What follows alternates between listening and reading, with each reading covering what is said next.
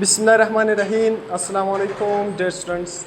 आज हम first year के फ़िज़िक्स का नेक्स्ट लेक्चर पढ़ने जा रहे हैं। आज हम क्या पढ़ेंगे? Equation of continuity.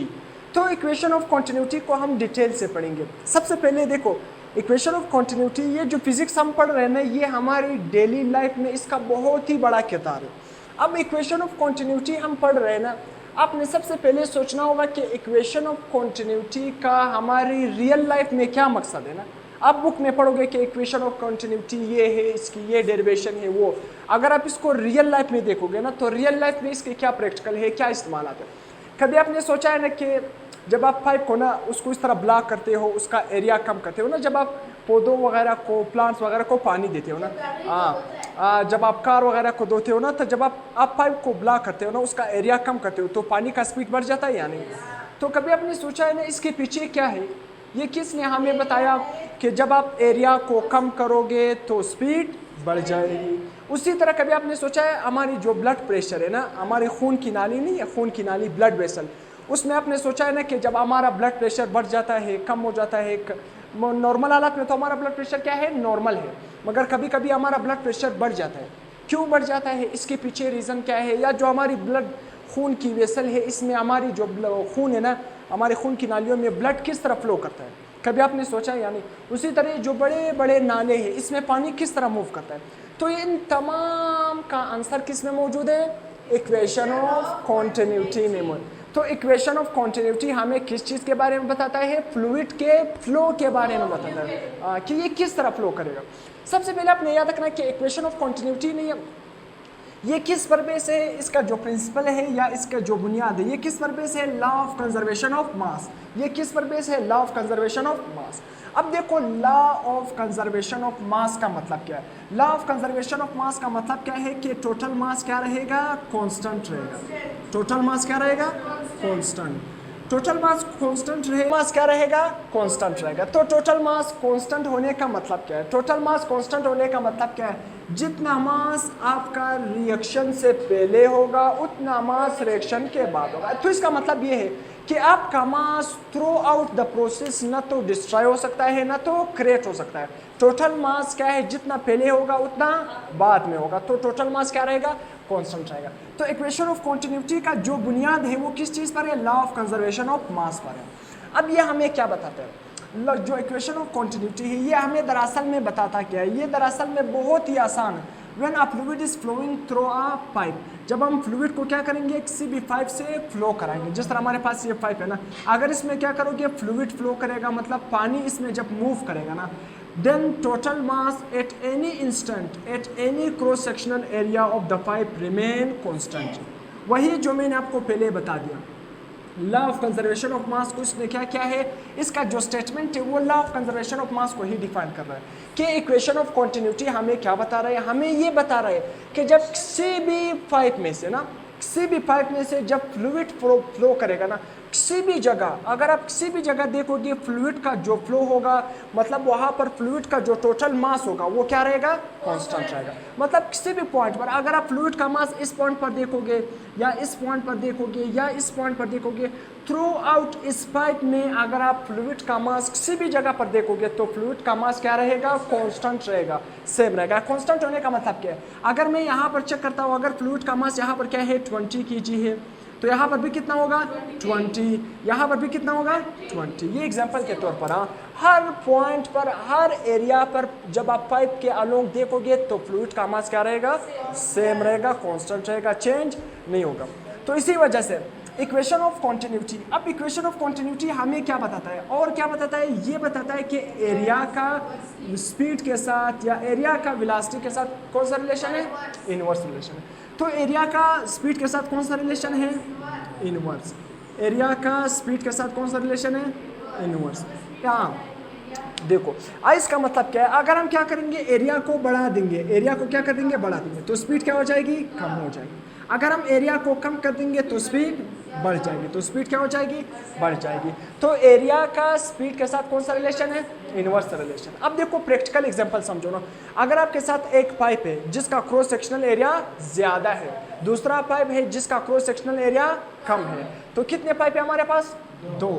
एक पाइप जिसका क्रॉस सेक्शनल एरिया क्या है, मतलब एक पाइप जिसका क्रॉस सेक्शनल एरिया इस तरह क्या है, बड़ा है। एक पाइप का क्रॉस सेक्शनल एरिया क्या है, बड़ा। दूसरा पाइप जिसका क्रॉस सेक्शनल एरिया हमारे पास क्या है, कम। दूसरा पाइप का क्रॉस सेक्शनल एरिया कम, इससे भी क्या है, फ्लूइड फ्लो कर रहा है और इससे भी क्या है, फ्लूइड फ्लो कर रहा है। अब यहाँ से आपसे क्वेश्चन पूछ सकता है कि जिसका क्रॉस सेक्शनल एरिया ज़्यादा उसमें फ्लूइड की स्पीड क्या होगी, कम होगी। जिसका क्रॉस सेक्शनल एरिया ज़्यादा उसमें फ्लूइड की स्पीड कम होगी। जिसका क्रॉस सेक्शनल एरिया कम उसमें फ्लूइड की स्पीड ज़्यादा होगी। क्रॉस सेक्शनल एरिया का मतलब कहते हैं, कोई ये मार्कर है ना, ये इस मार्कर का पूरा लेंथ है, ये जो एरिया है इसको हम नाम देते हैं क्रॉस सेक्शनल एरिया। तो क्रॉस सेक्शनल एरिया ज़्यादा, स्पीड कम। क्रॉस सेक्शनल एरिया कम, स्पीड ज़्यादा। अब यहाँ पर ये जो इक्वेशन ऑफ कॉन्टिन्यूटी है ना, इसको सबसे पहले हम किस पर एप्लीकेबल है, आइडियल फ्लूइड पर। आइडियल फ्लूइड का मतलब क्या है, ख्याली फ्लूइड, जो हाइपोथेटिकल, जो रियल दुनिया में मौजूद नहीं है, जो रियल दुनिया में मौजूद नहीं है। अब आप कहोगे जब रियल दुनिया में मौजूद नहीं है तो फिर इसका करने का क्या मकसद है। इसका करने का एक ही मकसद है कि जब हम इक्वेशन ऑफ कॉन्टिन्यूटी को सबसे पहले आइडियल फ्लूइड पर, ख्याली फ्लूइड पर, हाइपोथेटिकल फ्लूइड पर अप्लाई करते हैं, इससे फार्मूला बनाते हैं, बाद में उस फार्मूले को हम रियल फ्लूइड के लिए बना देते हैं। सही है। तो इसी वजह से साइंटिस्ट ने सबसे पहले ये जो इक्वेशन ऑफ कॉन्टिन्यूटी है ये किस पर एप्लीकेबल है, आइडियल फ्लूइड। आइडियल फ्लूइड तो आपको पता है ऐसा फ्लूइड जिसको हम क्या है, कंप्रेस नहीं कर सकते, मतलब इनकम्प्रेसेबल। क्या है, इनकम्प्रेसेबल। इनकम्प्रेसेबल का मतलब ये जिसको हम कंप्रेस नहीं कर सकते, मतलब इसकी डेंसिटी क्या रहेगी, कांस्टेंट रहेगी। डेंसिटी क्या रहेगी, कांस्टेंट रहेगी। जिसकी डेंसिटी क्या होगी, चेंज नहीं होगी। मतलब जिसकी विस्कोसिटी मतलब क्या है, नॉन विस्कस। हाँ बिल्कुल, जिसकी विस्कोसिटी जीरो होगा मतलब क्या है, नॉन विस्कस। तो ये मैंने आपको पहले ही पढ़ा लिया था आइडियल फ्लूइड की खासियत है। तो देखो लेट सपोज इस पाइप में से हमारे पास क्या है, एक फ्लूइड फ्लो कर रहा है ना, फ्लूइड फ्लो कर रहा है। अब यहाँ पर देखो लेट सपोज यहाँ से पानी इंटर कर लिया ना, तो पानी या फ्लूइड यहाँ से इंटर कर लिया, तो यहाँ से पानी मूव कर रहा है और यहाँ से क्या कर रहा है, बाहर जा रहा है। पानी यहाँ से अंदर जा रहा है और यहाँ से बाहर जा रहा है। तो पानी जब यहाँ से अंदर आ रहा है ना, तो यहाँ पर पानी के मास को हम क्या नाम देंगे, डेल्टा एम। डेल्टा एम, यहाँ पर m1 का नाम दो, यहाँ पर मास को क्या नाम दो, m2 का नाम दो। यहाँ पर ये जो फासला या जो हाइट कवर कर रहे हैं इसको हम क्या नाम देंगे, डेल्टा x1। और यहाँ पर जो फ्लूइड की स्पीड होगी उसको हम क्या नाम देंगे, v1।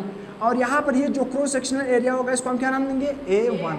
अब ये फ्लूइड यहाँ पर आ रहा है, यहाँ पर आ रहा है, यहाँ से बाहर जा रहा है, तो यहाँ पर पाइप से बाहर जा रहा है, तो यहाँ पर इस एरिया को हम क्या नाम देंगे, a2। यहाँ पर ये हाइट या जो फासला है इसको हम क्या नाम देंगे, डिस्टेंस जो है डेल्टा x2। और यहाँ पर जो मास होगा उसको हम क्या नाम देंगे, डेल्टा m2। और यहाँ पर जो स्पीड होगी उसको हम क्या नाम देंगे, डेल्टा v2। सॉरी सिर्फ क्या है, v2, जो स्पीड है या वेलोसिटी क्या है, v2। तो ये हमारे पास क्या है, एक नॉन यूनिफाइड पाइप है। कौन सा है, नॉन यूनिफॉर्म। कौन सा पाइप है, नॉन यूनिफॉर्म। क्या है, नॉन यूनिफॉर्म।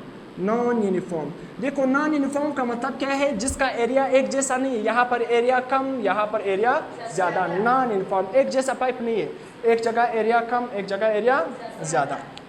तो हम आते हैं इक्वेशन ऑफ कॉन्टिन्यूटी पर। अब इसका हम क्या है, थोड़ा सा क्या है, इसका डेरिवेशन करते हैं। फिर से वही according to law of conservation of mass, law of conservation of mass, क्योंकि इसका प्रिंसिपल किस चीज़ पर है, law of conservation of mass पर है। तो law of conservation of mass के मुताबिक टोटल मास थ्रू आउट क्या है, जिधर भी पाइप में ये जो फ्लूइड मूव कर रहे हैं हर जगह पर अगर आप मास देखोगे तो फ्लूइड का मास क्या रहेगा, कांस्टेंट रहेगा।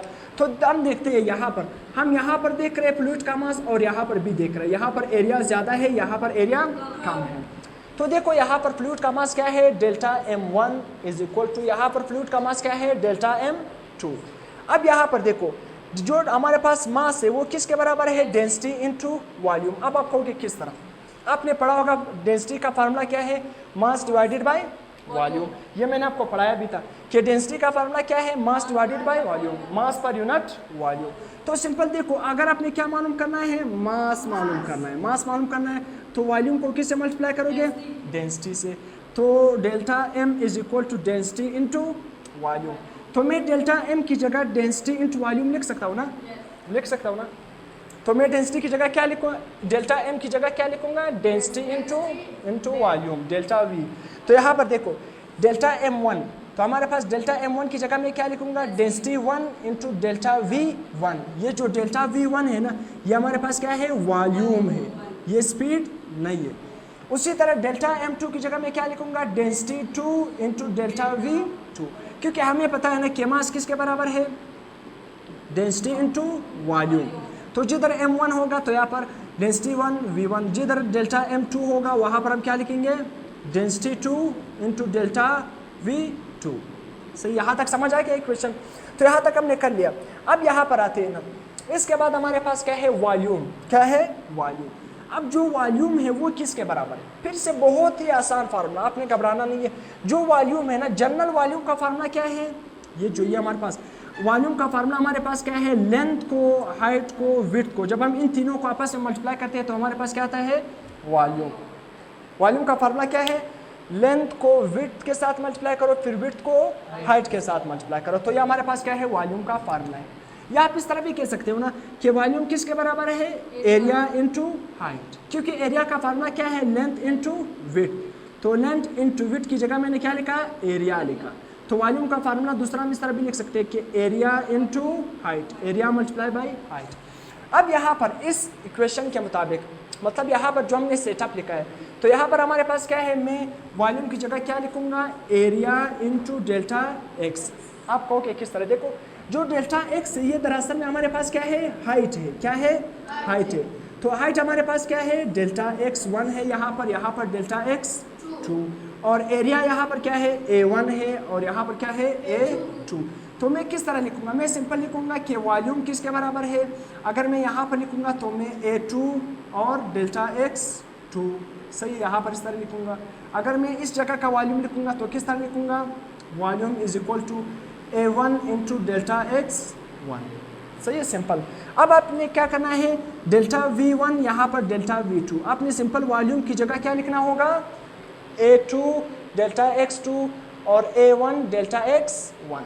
अब देखो वॉल्यूम 1, डेल्टा वॉल्यूम 1 की जगह मैं क्या लिखूंगा, A1 इंटू डेल्टा x1। ये पॉइंट समझ आ गया। अब देखो ना, मैंने आपको बता दिया कि वॉल्यूम का फार्मूला क्या है, लेंथ को, विड्थ को और हाइट को मल्टीप्लाई करो ना, इन तीनों का आपस में मल्टीप्लाई करते हैं। और अगर आप यहाँ पर देखोगे ना, लेंथ को जब विड्थ से मल्टीप्लाई करते हैं तो ये किसके बराबर है, एरिया के बराबर है। तो लेंथ और विड्थ की जगह मैंने क्या लिखा, एरिया मल्टीप्लाई बाय हाइट। तो वॉल्यूम का हम इस तरह भी लिख सकते हैं, एरिया ज़रबे हाइट। अब इस सेटअप के मुताबिक हमारे पास हाइट क्या है, डेल्टा x2 और डेल्टा x1, और एरिया हमारे पास क्या है, A2 और A1। तो वॉल्यूम की जगह मैं क्या लिखूंगा, V1, डेल्टा V1 की जगह मैं क्या लिखूंगा, A1 इंटू डेल्टा x1। उसी तरह V2 वॉल्यूम की जगह मैं क्या लिखूंगा, A2 इंटू डेल्टा x2। तो यहाँ पर मैंने लिख लिया A1 डेल्टा x1, फिर A2 डेल्टा x2। तो यहाँ पर हमारे पास क्या है, इक्वेशन बन गया। अब यहाँ पर आपने देखना है, ये जो हमारे पास क्या है, डेल्टा x1, ये हमारे पास क्या है, हाइट है, फासला है ना। फासले का फार्मूला आपको क्या है, पता है या नहीं, डिस्टेंस का फार्मूला पता है या नहीं। देखो डिस्टेंस का फार्मूला सिंपल किसके बराबर है, S is equal to V T, S is equal to V T. तो सिंपल यहाँ पर अब मैं फासले की जगह क्या लिखूंगा, उसका फार्मूला लिखूंगा। क्या लिखूंगा, उसका फार्मूला। तो डेल्टा x किसके बराबर है, V1 इंटू डेल्टा टी। आप कहोगे ये किधर से आ गया, देखो अब यहाँ पर आपने देखना है ना, अगर आपने फासला इस एरिया का मालूम करना है तो फार्मूला क्या है, S is equal to, S हमारे पास क्या है, यहाँ पर फासला क्या है, डेल्टा x, मैं क्या लिखूंगा, डेल्टा x2। तो अगर मैंने फासला मालूम करना है ना, तो फासले का फार्मूला क्या है, v को किससे मल्टीप्लाई करो, t से, स्पीड को किससे मल्टीप्लाई करो, टाइम से। यहाँ पर स्पीड क्या है, v2, ज़रबे टाइम क्या है, यहाँ पर सिर्फ t लिखो। उसी तरह अगर मैंने इस जगह का फासला मालूम करना है तो मैं किस तरह मालूम करूँगा, delta x1 is equal to, यहाँ पर देखो हमारे पास स्पीड क्या है, v1 मल्टीप्लाई बाई t। तो सिंपल डेल्टा x1 की जगह मैं लिखूंगा v1 into T, delta x2 की जगह क्या लिखूंगा, v2 इंटू टी। तो यहाँ पर देखो डेल्टा x1 की जगह मैंने क्या लिखा, v1 into T, delta x2 की जगह मैंने क्या लिखा, v2 इंटू डेल्टा टी। समझ आ गई है। अब यहाँ पर देखो, यहाँ पर हमने कर लिया। अब सिंपल अपने क्या करना है, हमारे पास density A1 V1 into delta T, फिर उसी तरह density 2 A2 V2 into delta T. अब यहाँ पर हमारे पास क्या है, आपने एक पॉइंट नोट किया कि मैंने डेंसिटी 1 और डेंसिटी 2 यहाँ पर नहीं लिखा है, बाकी सारा वही चीज़ें लिखा। मैंने क्यों नहीं लिखा, डेंसिटी के साथ 1 और 2 क्यों नहीं लिखा, इसी वजह से नहीं लिखा क्योंकि मैंने कहा कि ये equation of continuity ideal fluid पर एप्लीकेबल है, और आइडियल ऐसा फ्लूइड है जिसका डेंसिटी क्या रहता है, कांस्टेंट रहता है। डेंसिटी क्या रहता है, कांस्टेंट। अगर डेंसिटी कांस्टेंट है तो उसके साथ डेंसिटी 1, डेंसिटी 2, डेंसिटी 3 लिखने की ज़रूरत नहीं है, क्योंकि हर पॉइंट पर आपके साथ डेंसिटी एक जैसा है। अगर हर पॉइंट पर डेंसिटी एक जैसा है तो उसके साथ डेंसिटी 1, डेंसिटी 2, डेंसिटी 3 लिखने की ज़रूरत नहीं है। तो इसी वजह से मैंने डेंसिटी 1, डेंसिटी 2 क्या है, लिखा ही नहीं है। अब यहाँ पर देखो डेंसिटी के साथ ख़त्म, डेल्टा टी के साथ ख़त्म, सिर्फ क्या बच गया, A1V1 is equal to A2V2। यही दरअसल में हमारे पास इक्वेशन ऑफ कॉन्टिन्यूटी है कि हमारे पास A1V1 किसके बराबर है, A2V2। अब ये हमें क्या बता रहे हैं, ये हमें ये बता रहा है कि एरिया और स्पीड दोनों का प्रोडक्ट हमेशा क्या रहेगा, कांस्टेंट।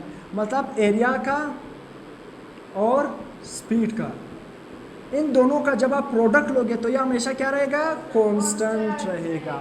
या दूसरे अल्फाज में एरिया और स्पीड आपस में कौन सा रिलेशन रखते हैं, इनवर्स रिलेशन रखते हैं। कौन सा रिलेशन रखते हैं, इनवर्स रिलेशन रखते हैं। तो इस इक्वेशन को आप इस तरह भी लिख सकते हो, A1V1 is equal to A2V2 is equal to A3V3 A4V5। सबका आंसर किसके बराबर होगा, कांस्टेंट के बराबर होगा। किसके बराबर होगा, कांस्टेंट। हमेशा एरिया और स्पीड का जो आंसर आता है वो किसके बराबर आता है, कांस्टेंट के बराबर आता है। कांस्टेंट का मतलब पता है, एक जैसा, सेम जैसा, एक जैसा। अब देखो अगर मैं कहूँ ना, यहाँ पर अगर मैं कहूँ लेट सपोज, यहाँ पर देखो ना, इस सिचुएशन यहाँ पर एरिया ज़्यादा है ना, तो अगर एरिया ज़्यादा है तो यहाँ पर स्पीड क्या होगी, कम होगी। अगर एरिया ज़्यादा है तो लेट सपोज मैं कहता हूँ एरिया यहाँ पर कितना है, 10 है ना, और स्पीड कितनी है, 2 मीटर पर सेकेंड। सही है, ये पहला कंडीशन। अब इस कंडीशन को देखो, यहाँ पर एरिया कम तो स्पीड क्या होगी, ज़्यादा। तो यहाँ पर देखो, इसको A1 का नाम दो, इसको A2 और V2 दो, क्योंकि इस जगह का मैं फाइंड कर रहा हूँ। तो ये क्या बन जाएगा, A1 और V1। इसी तरह दूसरा कंडीशन क्या है, A1 और V1। तो यहाँ पर एरिया देखो कम है या नहीं, एरिया कम, और स्पीड क्या होगी, ज़्यादा। तो सिंपल, यहाँ पर एरिया कम है, एरिया कम होने का मतलब क्या है, लेट्स सपोज एरिया यहाँ पर 2 है और स्पीड कितनी है, स्पीड यहाँ पर 10। अगर आप देखो 2 को 10 से मल्टीप्लाई करोगे आंसर क्या आएगा, 20। यहाँ पर 10 को 2 से मल्टीप्लाई करोगे आंसर क्या आएगा, 20। तो देखो ओवरऑल हमारा आंसर क्या आ रहा है, एक जैसा आ रहा है। आप देखो जिधर स्पीड बढ़ जाएगी तो वहाँ पर एरिया कम हो जाएगा, मल्टीप्लाई करने से आंसर सेम आएगा। जिधर एरिया बढ़ जाएगा उधर स्पीड कम हो जाती है, मगर मल्टीप्लाई करने से आंसर एक जैसा आता है। तो इसी वजह से हम इसको कहते हैं कि हमेशा एरिया और स्पीड का प्रोडक्ट हमेशा किसके बराबर होता है, कांस्टेंट। अगर एक चीज़ बढ़ रही है दूसरी चीज़ कम हो रही है तो ओवरऑल आंसर क्या है, एक जैसा आ रहा है। देखो यहाँ पर भी 20, मगर थोड़ा एक जगह एक चीज़ बढ़ रही है, दूसरी जगह दूसरी चीज़ बढ़ रही है, तो आंसर ओवरऑल क्या आ रहा है, कांस्टेंट। तो इसी वजह से हम कहते हैं AB को हम क्या नाम देते हैं, फ्लो रेट। क्या नाम देते हैं, फ्लो रेट। तो फ्लो रेट का मतलब क्या है, फ्लो रेट का मतलब क्या है, volume of fluid flowing per second.